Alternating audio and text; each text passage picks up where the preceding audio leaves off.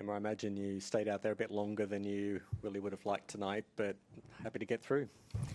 Yeah, for sure. Had some chances there in the second set. Felt like, I was in good position, playing well enough to close it out in two. And, I feel like she played really well on a lot of big points and made it really tough on me. Maybe a couple shots there on those match points in the second set that I would have played a little bit differently looking back. But, it's easy to look back and say this is what I would have done differently. But, was really tough there in the third set and happy to get the win for sure. Okay, questions? Howard. Hi, Emma. When you are into a third set, do you feel as though it's more a test of physicality and endurance or a mental test and will of you against the opponent? For me, I feel like it's more of a test of mental will than anything. I've worked really hard on my fitness to be able to go 3 sets and play over 2 hours, 3 hours, whatever it takes. I feel like my fitness has definitely paid off here in my first 4 matches. I feel like it's more mental toughness than anything. I feel like, I haven't been playing my best. Today was definitely the best match I played. I feel like every match I've been getting a little bit better, but it's tough when things get really close and you've been out there for over 2 hours and you feel like, you're not playing your best. It's definitely a test of will and toughness. Courtney? If you have any recollection of the 2018 meeting with Iga Swiatek at Charleston 80K. Yeah, I actually do. When I look back at my tennis career, I feel like there were not too many times when I was totally blown off the court, and I definitely was kind of blown off the court playing her. I think maybe at the time she was ranked 200 or something, and we played at my home club in Charleston, and I was like, wow, this girl's pretty good. Circumstances are definitely different now. I feel like I'm pretty good too, so I'm ready for a good challenge. When you watch her now, does she play the same? So how different of a player is she? I know physically and experience and stuff, but just visually, like, was she just more of a pure power player back then? Like, what do you mean blown off the court by her? I just felt like I kind of didn't have a chance. And, I was a way different player in 2018 than I am now. I felt like I didn't have the power. I didn't have speed. I didn't have really anything that could challenge her.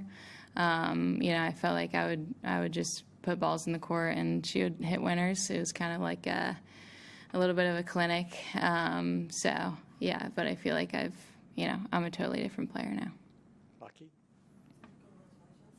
My question is also about 3 sets. So you just mentioned about strength, mentality, and fitness, but you have your tennis has a lot of varieties. And do you think that when the match goes longer, you can analyze your players and you can adjust because you have such a many options? So do you think that is a reason that why you are good at the 3 sets?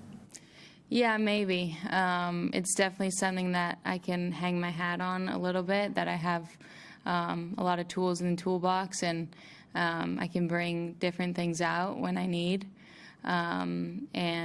Definitely utilize the slice a good bit there in the third set. And I definitely rely a bit on my defensive skills and my ability to move laterally, but also move up and back. And it's definitely something that I think, helps me, especially when I'm playing a player like her that makes me hit so many different types of shots.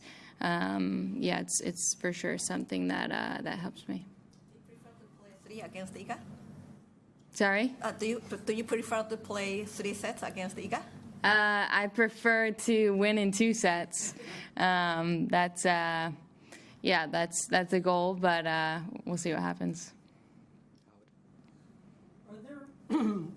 specific ways in which your deep runs in Grand Slam tournaments last season might have taught you things you learned about how to do that you can apply now or that can help you this time around? Yeah, I think, I used to look at Grand Slams as, a bit more than they are, I guess, and never really felt comfortable at Grand Slams until probably U.S. Open. And, I was kind of thinking after the match today that when I made quarterfinals U.S. Open, I felt like, wow, this is pretty insane. But now being in quarterfinals here in Australia, it kind of feels like, this is where I'm supposed to be. And I feel like, this is what I prepared for and planned on. So, it's definitely different. And probably, I think I just go into Grand Slams with a bit more confidence than I used to. Yeah. You mentioned in your on-court interview hearing the staying alive, and then you wrote that on the camera. I'm just curious, do you ever think ahead of time about what you want to write on that TV lens camera? No, I don't think ahead of time. This was the first tournament I've ever signed the camera. I'm getting more comfortable signing the camera, and I think maybe after my first match, I just put something pretty generic, but now I'm kind of having fun with it. And it's something growing up, I always saw the best players signing cameras. So to be signing cameras now is pretty cool. Anything else? Thank you. Thank you.